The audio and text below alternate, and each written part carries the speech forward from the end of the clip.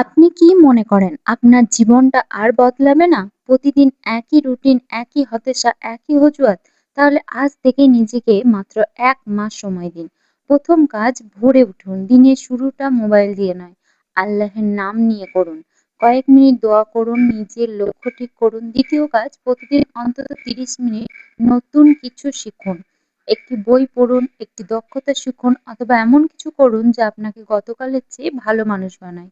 ৩য় কাজ অযথা সোশ্যাল মিডিয়ায় ঘন্টার পর ঘন্টা সময় নষ্ট করবেন না। সেই সময়টা নিজের স্বপ্নের পেছনে ব্যয় করুন।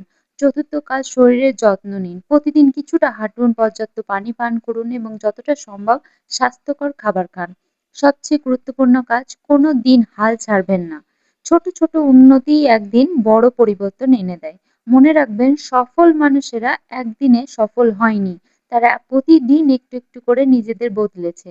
আজ থেকে শুরু করুন মাত্র ৩০ দিন এই নিয়মগুলি মেনে চলুন। ১ মাস পরে আয়নার দিকে তাকিয়ে আপনি নিজেই বুঝতে পারবেন আপনার চিন্তা, অভ্যাস এবং আত্মবিশ্বাস কতটা বদলে গেছে।